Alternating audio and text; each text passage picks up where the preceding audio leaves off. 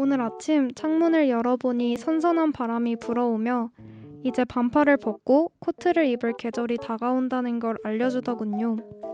하늘은 높고 말이 살찌는 천고마비의 계절 가을. 여러분들은 모두 준비하고 계신가요? 따스한 가을 햇살이 여러분들의 마음도 풍성하게 만들어주길 바라며 민들 라디오 시작하겠습니다.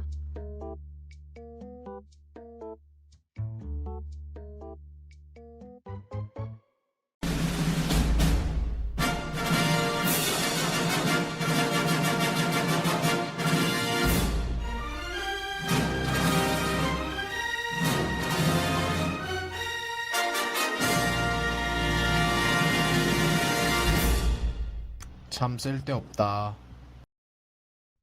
안녕하세요 시청자 여러분, 제1회 스럽토를 시작하겠습니다. 스럽토란 한 주제를 갖고 두 사람끼리 의견과 의견을 부딪히며 근거와 반박으로 승패를 가려내는 진지한 토론입니다. 승패는 한 명이 의견에 설득당하면 승자와 패자가 가려지게 됩니다. 그럼 오늘 제1회 스럽토의 첫 번째 주제는 치킨, 순살이 더 맛있냐 뼈가 더 맛있냐입니다. 네, 저는 우선 뼈 측 의견인 김정훈이라고 하고요. 다음 순살 측 의견인 최주정님, 안녕하세요. 안녕하세요. 원래 치킨은 뼈가 없다. 최준혁입니다. 아니, 치킨에 원래 뼈가 없다고요? 치킨의 근본은 뼈죠. 네, 알겠습니다. 자, 일단 그러면 토론을 시작해 보도록 하겠습니다. 우선 뼈 측 의견인 제가 먼저 의견을 내도록 하겠습니다. 자, 여기 제가 조사를 해왔는데요. 우선 치킨 하면은 뭐가 생각나죠? 닭다리가 생각나죠? 과연 닭다리가 없는 치킨이 치킨일까? 닭다리가 없는 치킨이 치킨이라고 하시는데 뭐 닭다리가 없을 수도 있죠, 치킨이. 그거는 선입견이에요. 치킨에 꼭 닭다리가 있어야 된다? 이거는 제 생각에는 치킨에 대한 색안경을 끼고 치킨을 바라보는 시선으로서 전문가로서는 좀 아니라고 봅니다, 저는. 근데 일단 저희 모든 전 국민들이 제일 좋아하는 부위가 거의 대부분이 닭다리죠. 근데 닭다리가 없는 그런 순살? 저는 이건 좀 아니라고 봅니다. 근데 순살이 뭘로 만드는지 아시나요? 닭가슴살로도 가끔씩 만들긴 하지만 웬만해서는 널쩍 다리살로 만든답니다.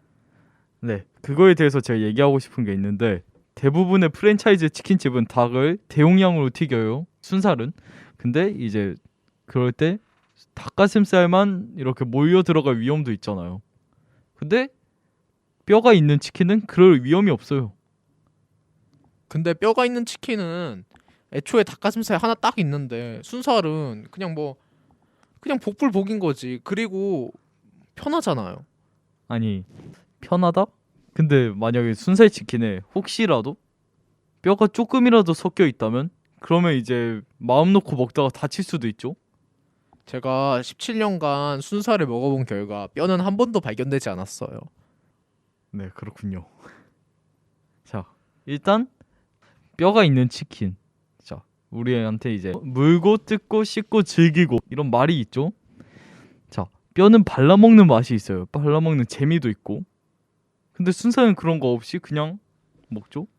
저는 그게 재밌다라기보다는 손이 더러워지고 그냥 짜증나는 일이라고 생각해요. 그냥 팔라 먹는 거 맞아요. 가끔씩 재밌을 때가 있어요. 근데 그거 계속 하다 보면은 손에 계속 뭐 기름도 묻고 뭐 양념치킨이라면 양념도 묻고 너무 불편하지 않아요? 근데 순살 딱 젓가락이나 포크 하나로 그냥 먹으면 끝이에요. 자, 우리가 막 치토스 같은 그런 과자들을 먹죠. 그런 것도 손에 많이 묻어요. 근데 먹죠. 그리고 제일 맛있는 건 뭐다? 손에 묻은 건 양념들을 맨 마지막에 이제 쪽 빨아먹는 그런 게 제일 맛있는 건데 치킨도 마찬가지로 양념이라면 다 먹고 손가락 쪽 빨아먹는 그런 맛이 있는 거 모르세요? 근데 저는 그런 걸 좋아하지 않거든요. 그리고 그런 걸 싫어하는 사람도 있어요. 손에 뭐가 묻는 걸 싫어하는 사람들. 제가 그런 부류예요. 손에 뭐가 묻으면 싫어요. 저는 그냥. 그렇군요. 그리고 애초에 순살치킨이라는 게 다른 음식과 콜라보하기 좋다는 점을 알고 계셨나요? 뼈 치킨 같은 경우에는 뭐 떡볶이랑 같이 먹는다? 근데 떡볶이 먹는데 자꾸 뼈가 씹혀. 얼마나 짜증나요 이게. 근데 순살 같은 경우는 그냥 떡볶이 먹으면서 치킨 같이 먹어도 아무런 부담이 없어요. 뼈 치킨과는 다르게. 혹시 유튜브 같은 거 보시죠? 네. 유튜브의 먹방 영상들을 보면은 떡볶이 국물에 이제 뼈치킨 다리를 이렇게 찍어 먹는 그런 부분들이 되게 많아요.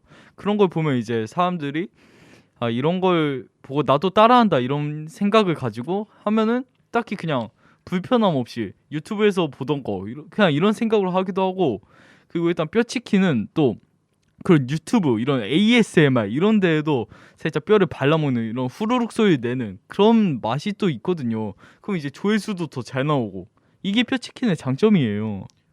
그게 어째서 조회수가 잘 나온다는 거죠.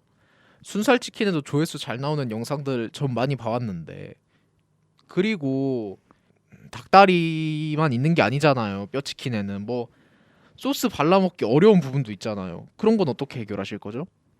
그런 거는 보통 우리가 잘 찍어 먹지도 않고, 그리고 그런 게 만약에 불편하다 그러면 이제 닭다리만 있는 그런 뼈치킨도 있거든요. 이제 그런 걸 시켜서 그런 걸 먹는, 그럼 이제 원하는 부위도 계속 먹고, 순살도 뭐 이제 뼈치킨의 단점인 내가 원하지 않는 부위 뭐 닭가슴살 이런 퍽퍽살이 있다 그러면 이제 닭다리만 있는 그런 메뉴를 시켜서 먹으면 되죠. 아, 네, 알겠습니다. 그리고 뼈 치킨에는 단점이 하나 있죠. 바로 음식물 쓰레기를 처리해야 된다는 거. 이건 어떻게 말하실 거죠? 네, 물론 그거는 귀찮을 수 있어요. 하지만 우리가 지금까지 치킨을 먹으면서 그게 귀찮더라도 그 뒤에 또 다시 뼈치킨을 시키는 사람들이 많죠. 그런 걸 보면은 이제 뼈치킨이 그만큼 이제 좋다, 맛있고, 그런 게 귀찮더라도 그런 걸 감수할 정도로 좋다, 이런 뜻 아닌가요? 근데 뭐 음식물 쓰레기 처리하기 귀찮으신 분들은 거의 대부분 순살 시켜 먹던데, 예를 들어 학교에서도 웬만하면 순살을 시켜 먹는 편이고 군대에서도 순살 시켜 먹고 단체 생활에서는 거의 다 순살 시켜요. 뼈 귀찮음 때문에. 제가 다녔던 학교에서는 이제 뼈를 있는 것도 시킬 때도 있고 순살 있는 것도 시킬 때도 있고 되게 다양한데요. 아 그리고 일단 뼈 뭐 닭뼈, 소뼈 막 이런 돼지뼈 이런 모든 뼈들은 그 음식물 쓰레기가 아니라 일반 쓰레기예요. 자, 일반 쓰레기통 길 가다 봐도 괜히 흔하고 집에서도 가장 일반적으로 있는 그런 쓰레기죠. 그럼 이제 그런데 그냥 쓱 하고 부어버리면 되는, 괜히 음식물 쓰레기처럼 이렇게 음식물 있는데 버리면서 나중에 냄새 나서 막 그렇게 버릴 필요가 없는 그게 바로 치킨 뼈입니다. 근데 치킨 뼈 같은 경우에는 그냥 먹다 남은 살점도 가끔씩 붙어 있고 해가지고 고양이들이 뜯어갈 수도 있거든요. 그럴 때 너무 귀찮잖아요. 그런 거는 이제 자 고양이가 뜯어간다.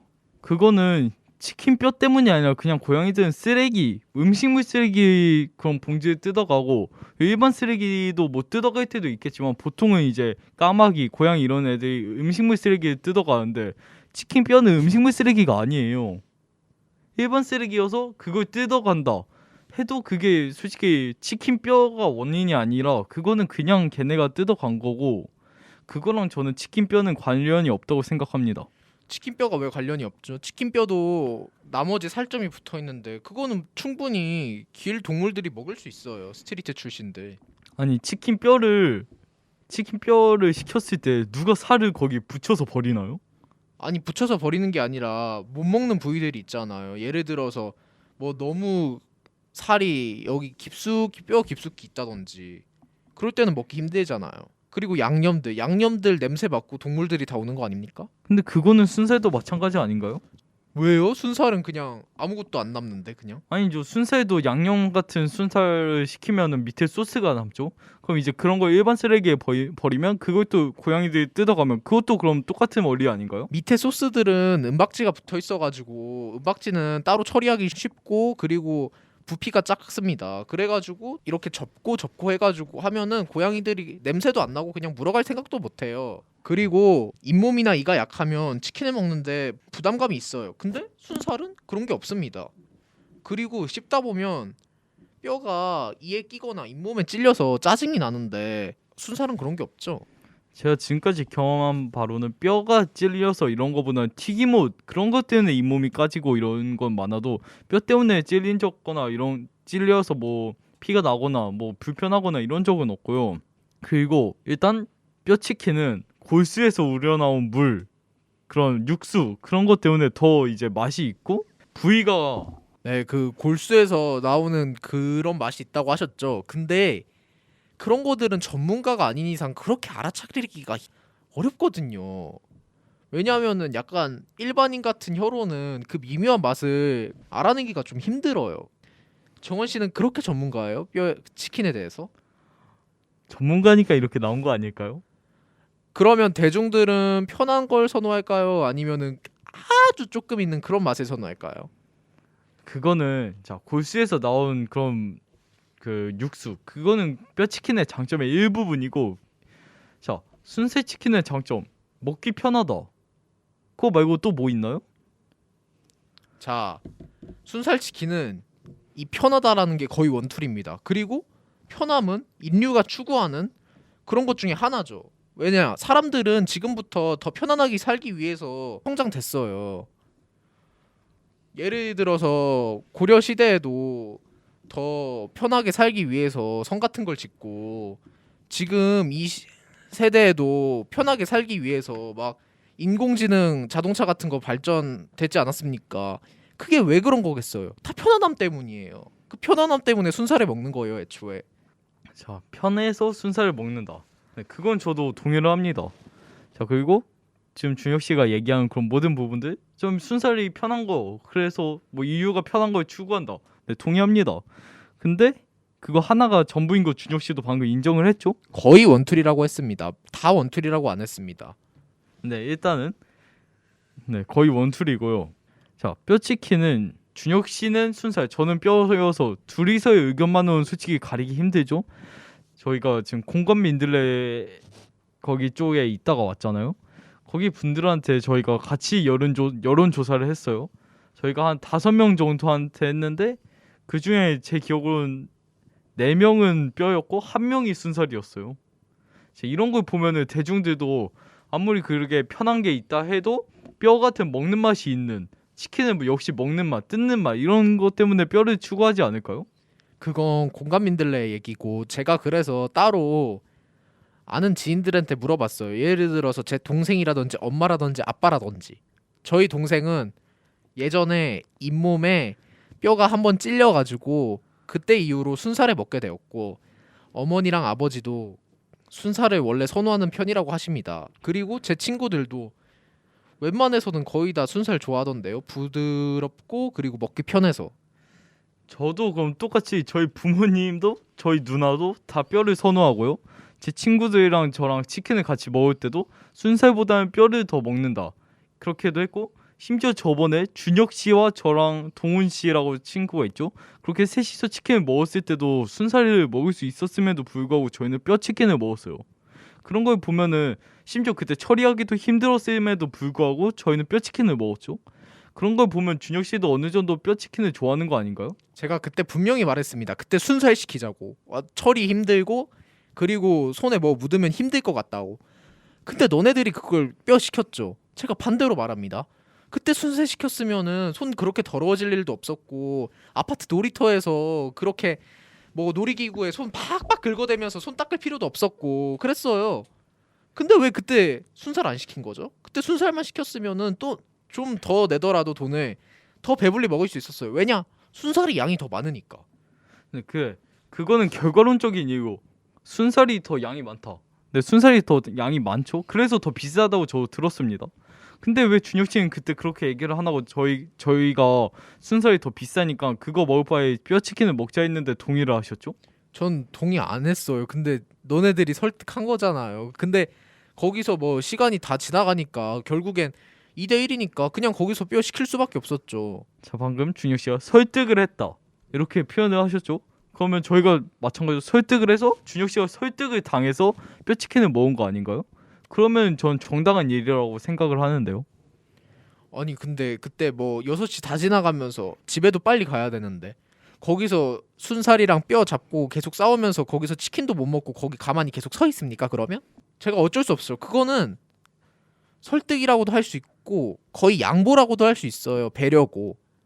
제 기억으로는 준혁 씨는 그때 그렇게까지 얘기를 안 하고 그냥 그래 그럼 그냥 뼈 먹자 이렇게 하면서 또 준혁 씨도 맛있게 먹었고 아니 치킨은 원래 맛있죠. 근데 저는 거기서 순살을 더 선호한다는 점. 자, 이렇게 1분이 남았는데요. 누가 이긴 것 같습니까? 제가 생각했을 때는 양쪽 다 비등비등했던 것 같아요. 그래서 저는 이번에 1회니까 그 시간도 없고 하니까 저는 무승부로 하는 게 낫지 않을까. 그게 양쪽 다 괜찮은 결과가 아닌가 생각을 합니다. 그렇죠. 그러면 원래 치킨은 맛있으니까 무승부를 내도록 하죠. 네. 자, 이렇게 해서 일단 제1회 스럽토의 막이 내렸습니다. 소감을 나눠보도록 할까요? 네. 저는 솔직히 순살이 그동안 순살만 먹어왔는데 뼈치킨에 약간 국물 그런 게 있다고 하니까 나중에 한번 짬을 내서라도 뼈치킨을 한번 시켜보도록 하겠습니다.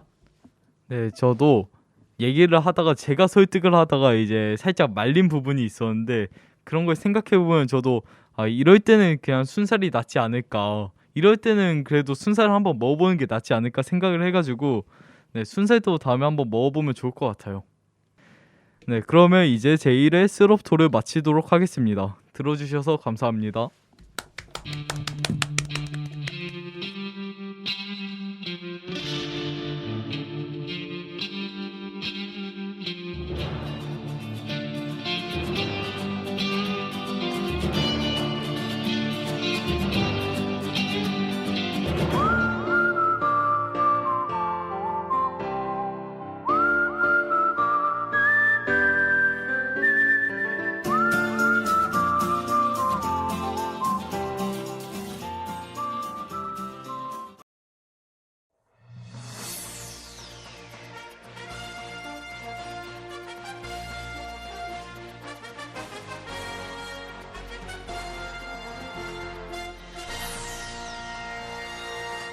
안녕하세요. 저희는 청바지의 MC를 맡은 이민서. 이시우입니다. 시작하기에 앞서 줄임말인 청바지가 무슨 뜻인지 궁금하신 분들이 많으실 텐데요. 청바지는 청소년이 바라보는 지금 이 사회라는 뜻의 줄임말입니다. 이 코너를 기획하게 된 이유는 청소년들이 사회 문제를 더 쉽게 알 수 있었으면 좋겠는 바람이 있었고, 다 함께 생각해보면 좋을 것 같다는 생각을 해서 만들게 되었습니다. 이번 코너의 주제는요, 요즘 핫 이슈인 난민에 대하여 이야기해볼 예정입니다. 지금 아프가니스탄에서는 미국이 정권을 교체하고 정부군을 훈련시켰으나 결국 미군 철수를 결정하면서 탈레반이 아프가니스탄의 정권을 잡게 되었습니다. 탈레반은 부역자들을 색출하고 여성의 교육받을 권리와 사회생활에 대한 자유를 침해하고 있습니다. 아프가니스탄에서 탈출하려고 비행기에 매달리는 사람들의 모습을 담은 사진은 우리에게 큰 충격을 안겨주었습니다. 한국의 외교부는 26일 한국의 대아프가니스탄 협력 사업에 함께했던 현지인 직원과 가족 391명 가운데 1차로 378명이 26일 새벽 파키스탄 이슬라마바드 공항을 이륙한 군 수송기를 타고 오후 인천공항에 도착했다고 밝혔습니다. 그리고 이들에게 특별 공로자 자격으로 난민에 준하는 장기 체류 자격을 부여할 방침이라고 합니다. 이러한 아프가니스탄의 상황을 보니 지난 2018년 제주 예멘 난민 사태가 떠올랐습니다. 2018년 예멘 내전을 피해 500여 명의 예멘인 난민이 무비자로 제주도에 입국한 사실이 알려졌습니다. 제주 출입국 외국인청에 따르면 그동안 난민 신청자는 2015년부터 2017년까지 모두 49명 뿐이었습니다. 그런데 2018년에 예멘 난민 신청자들이 500명이나 한국에 오게 된 이유는 무엇이었을까요? 그 이유는 유럽 국가들이 예멘, 시리아 포함한 중동 국가 출신의 난민들에 대한 입국 심사를 강화했기 때문이었습니다. 그래서 예멘 난민들은 예멘과 같은 이슬람 국가이면서 90일간 비자 없이 체류가 가능한 말레이시아로 입국했습니다. 그러나 말레이시아에서 90일간의 체류가 끝난 후 강제로 출국당했던 상황에서 가능했던 단 한 가지의 선택지가 대한민국 제주도였습니다. 제주도는 관광객 유치를 위해 무비자 입국이 가능하였고, 이 사실을 전 세계 널리 홍보하고 있었기 때문이었습니다. 2018년의 제주 예멘 난민 사태는 대한민국 사람들에게 난민이 결코 우리와 상관없는 일이 아니라는 것을 알려주는 확실한 계기가 되었습니다. 난민에 대한 이해와 감수성이 부족한 상태에서 갑작스럽게 많은 수의 난민이 입국하는 일이 발생하여 시민들과 정부는 큰 혼란을 겪었습니다. 제주 예멘 난민 사태를 두고 찬반 의견이 강하게 대립하며 청와대 국민청원에 난민 거부 청원이 올라와 70만 명 이상의 찬성을 받기도 했고 서울 도심과 제주 도심에서 난민 반대 집회가 열리기도 했습니다. 먼저 난민 수용 반대의 입장에 대해서 알아보겠습니다.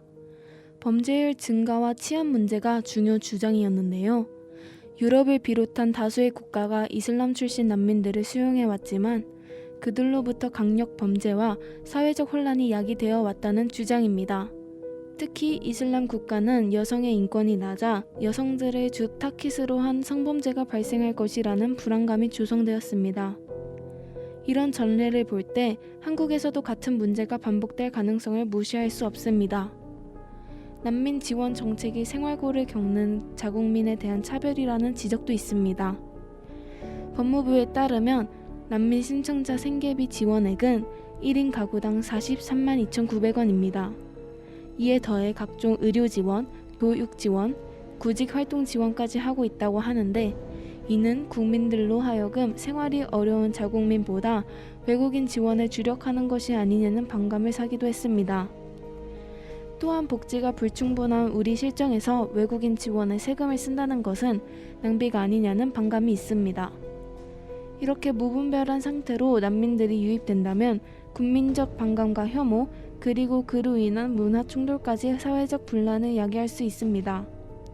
즉, 난민 수용은 그들의 딱한 처지만을 생각하기에 앞서 현실적으로 자국민의 안전과 사회 혼란 문제를 고려해야 한다는 것이 반대파의 주장입니다. 이제 찬성파의 입장을 들어보겠습니다. 예전에는 한국도 난민이었다는 사실이 있습니다. 현재 우리는 난민 수용국의 입장이지만 조선 말기와 일제강점기 때 비슷한 처지를 겪었던 시절도 있습니다. 정치적, 경제적인 이유로 두만강을 건너 연해주로 이주했던 고려인도 난민이었습니다. 그리고 중국과 러시아에서 독립투쟁을 했던 독립투사들과 임시정부위원들마저도 난민이었습니다. 대한고려인 협회 초대 회장으로 취임한 노 알렌산드르 씨는 2018년 제주도에서 이슈화되었던 예멘 난민과 우리의 처지는 똑같다라는 말을 전한 바 있습니다. 또 우리나라는 현재 난민 협약에 가입되어 있으며 난민법까지 존재하기 때문에 외면하는 것은 옳지 않다는 의견이 있었습니다. 난민 협약에 가입되어 있음에도 불구하고 우리나라는 전 세계 평균 난민 인정률 24.1%에 비하여 4.1%밖에 되지 않고 해외에선 난민으로 인정된 사례들이 한국에서는 인정되지 않는 난민 수용에 대한 소극적인 태도 또한 옳지 않다는 의견이 있었습니다. 또한 난민 수용에 있어서 긍정적인 효과도 기대할 수 있는데요. 난민 신청자의 대부분이 경제적으로 왕성하게 활동할 수 있는 연령대이며 저임금 노동자가 부족한 우리 상황에서 난민 수용은 노동력을 보완하고 장기적인 시점에서 경제적으로 긍정적인 효과를 불러온다고 할 수 있습니다. 지금도 농촌에서는 일손이 부족하여 외국인 노동자들을 적극적으로 활용하고 있는데 유럽 중에서도 독일은 다른 나라와 달리 많은 난민을 수용하여 경제적으로 활용하겠다고 밝힌 바가 있습니다. 이러한 점에서 난민 수용은 무조건 우리가 손해를 보고 일방적으로 퍼주기만 하는 것은 아닐 것이라고 찬성 측에서 주장을 펼쳤습니다. 개인적인 입장에서 2018 제주 예멘 난민 사태는 불안함이 낳은 난민 혐오에 더 가까웠다고 생각합니다. 이슬람이라고 하면 테러, IS, 히잡 등 폭력적이고 여성 차별적인 이미지가 가장 먼저 떠오릅니다. 우리 윗세대가 7, 80년대에 중동에 진출해 건설 사업을 통하여 많은 돈을 벌기도 했고 국제 석유 파동을 겪을 때에도 한국에 대해 친근한 이미지를 가진 중동 국가의 배려를 받기도 하였습니다. 그러나 막상 우리 입장에서 한국의 경제적 파트너였던 중동 현지인과 그들의 문화와 역사에 대한 이해와 감수성은 부족했던 것 같습니다. 2018 제주 예멘 난민 사태에서는 예멘 지역의 실상을 파악하지 않은 채로 난민에 대한 가짜 뉴스와 팩트를 제대로 구분하지 못했다고 볼 수 있습니다. 실제로 난민 범죄의 공식적인 통계는 한국뿐 아니라 세계 어디서도 찾아볼 수 없습니다. 그런 통계 자체가 차별적인 심증을 가지고 진행하는 것이기 때문입니다. 난민이 아닌 외국인으로 대상을 넓혀도 2019년 기준 경찰청에 따르면 범죄율은 내국인이 3.04%로 외국인 1.28%보다 훨씬 높습니다. 전체 검거 인원인 158만여 명 중 단 2.2%, 즉 36,400명만이 외국인이었습니다. 무엇보다 이 통계들은 직접적인 난민 통계가 아님을 거듭 명심할 필요가 있습니다. 특히 난민 신청자들은 중대한 범죄를 저지를 경우 체류기한 연장 및 난민 인정 등의 불이익을 받을 수 있어 내국인들보다 더 몸을 사리는 경우가 많습니다. 차별과 배제의 대상인 이들이 감시와 경계의 눈길을 의식하면서도 범죄와 일탈을 쉽게 저지를 수 있을까요? 이와 비슷한 예를 들자면 작년에 코로나 사태를 겪으면서 차이나타운의 중국 이주민들은 그동안 비위생적이고 지저분한 동네라는 편견과 따가운 시선 속에서 각별히 방역과 위생에 철저하여 내국인들보다도 감염률이 현저히 낮았다고 합니다. 이를 통해 바라보면 난민 수용이 범죄율을 높인다는 이야기는 실상을 제대로 파악하지 못하거나 편견에 사로잡혀 결국 난민 혐오에 이르게 된다는 것을 알 수 있습니다. 그리고 우리가 내는 세금을 난민에게 몽땅 쓴다는 것도 가짜뉴스입니다. 2020년 기준 한국의 난민 정책 관련 예산은 24억 6,700만 원입니다. 이는 정부 총 예산의 0.0004%일 뿐입니다. 심지어 그 예산의 절반 이상은 난민의 손에 직접 쥐어지는 것이 아니라 난민 심사 시 필요한 통역비나 출장비 등 행정 비용으로 쓰입니다.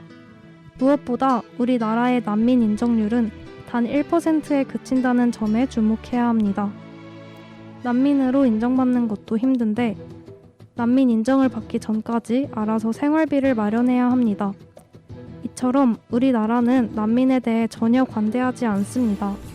당연히 세금을 난민에게 과도하게 사용하지도 않습니다. 다시 지금 2021년으로 돌아와 아프가니스탄 사태에 대해 생각해 봅시다. 정부가 위에서 살펴봤듯이 난민에 대한 부정적인 여론을 피하기 위해 이번 아프가니스탄에서 데려온 사람들에 대해 특별 기여자 또는 공로자라는 말을 만들어서 난민에 준하는 체류 자격을 부여하였습니다. 이것은 그들이 우리 사회의 지원과 환대를 받을 자격이 충분하다는 명분을 만든 것이 아닌가 생각이 듭니다. 그러나 과연 어떤 공로가 있어야만 난민으로 인정받을 자격이 주어진다는 것이 합당한 것인지 생각해 봐야 할 것 같습니다. 그리고 정부가 난민법을 이번에 개정하겠다고 발표한 것 또한 논란이 이어지고 있습니다.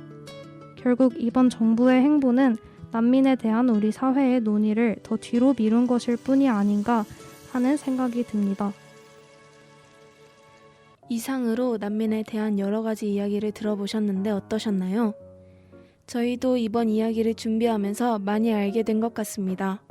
또 찬성과 반대 입장 모두 관심이 있어 나오는 의견일 것 같네요. 청취자분들은 어떻게 들으셨을지 궁금합니다. 청취자 여러분들의 적극적인 의견 제시와 토론을 기대해 보면서 까지 이시우 이민서였습니다. 안녕.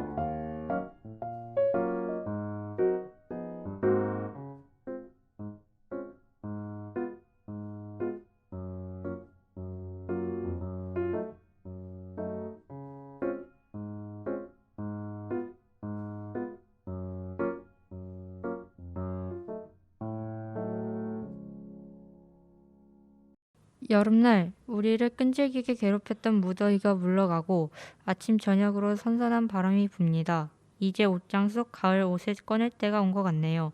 우린 가을은 독서의 계절이라 말합니다. 아마 가을이 되면 산들산들 부는 바람이 자연스럽게 우리를 서가로 이끌어서 그런 것 같아요. 하지만 몇몇 사람들은 책 대신 스마트폰을 꺼내드는 거 보니 바람이 우리 모두를 서가로 이끄는 것 같지 않네요. 오늘 바람의 부탁을 받아 여기 있는 사람들을 서가로 이끌어볼 진행자 이채윤, 백하은입니다. 오늘 라디오 서가에는 여러분의 감성을 간지릴 책 2권이 준비되어 있답니다. 한 권은 미하엘 엔데가 쓴 마법의 설탕 2조각이고 나머지 한 권은 미하엘 엔데가 쓴 냄비와 국자 전쟁입니다. 이제 본격적으로 책을 만나볼까요? 오늘의 라디오 서가로 이동하시죠.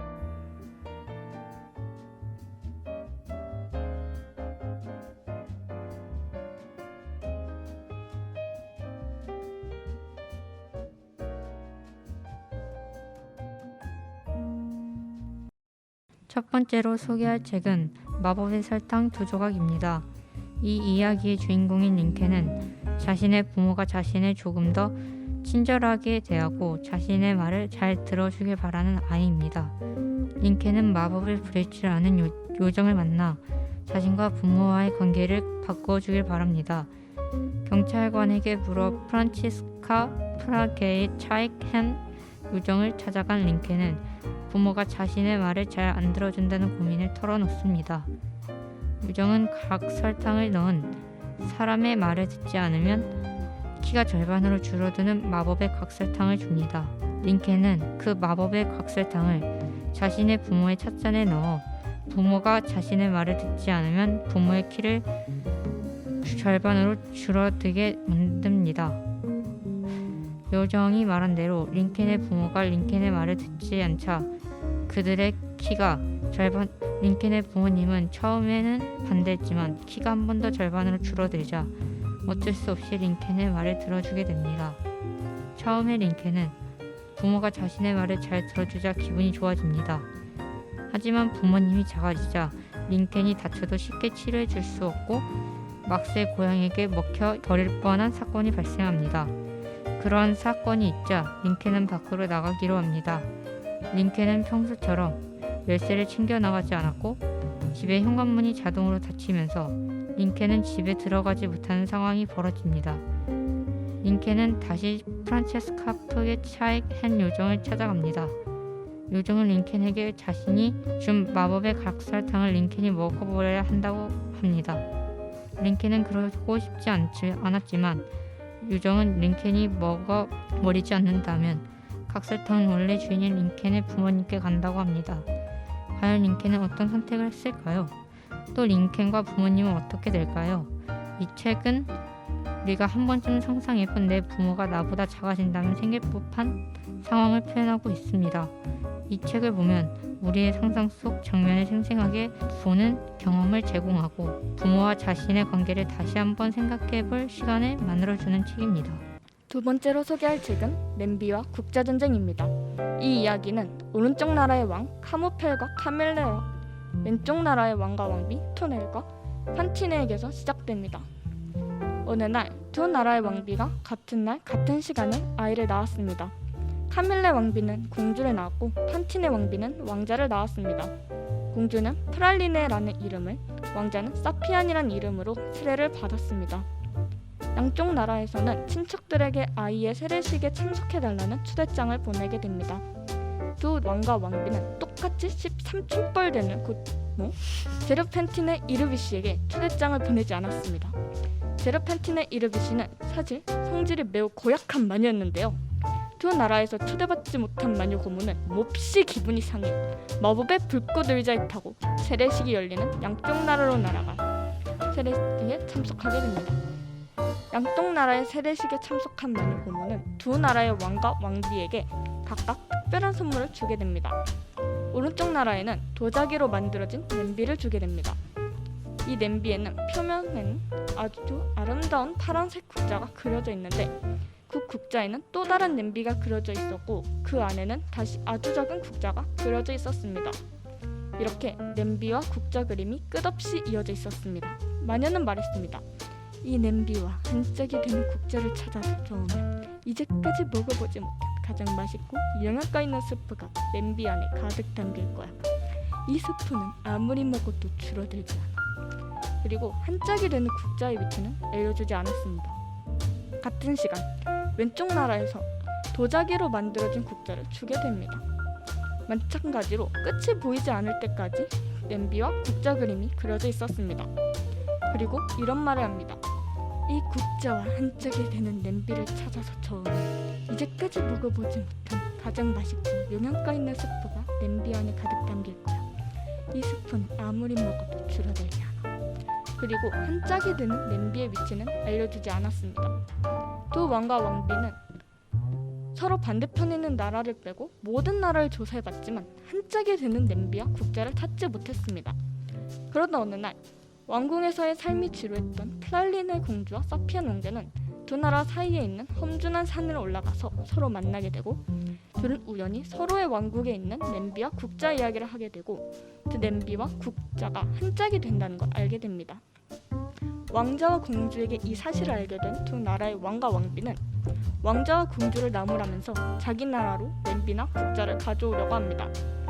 두 나라는 내무 대신 겸 외무 대신을 시켜 그 나라로 가 냄비와 국자를 사오게 하기도 하고 각 나라의 대도독을 시켜 냄비나 국자를 훔쳐오게 합니다.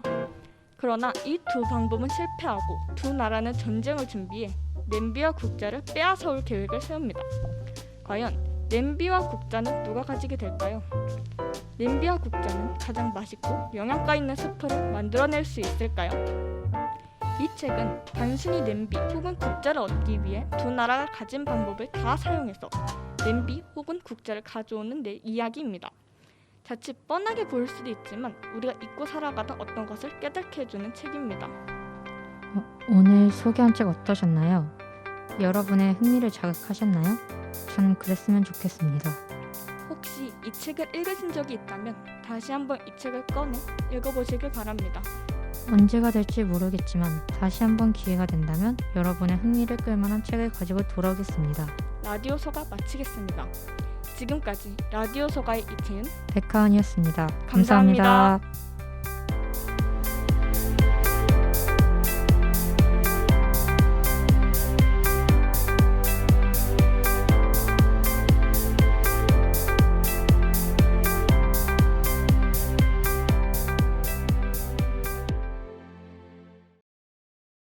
오늘 이야기 재밌게 들으셨나요?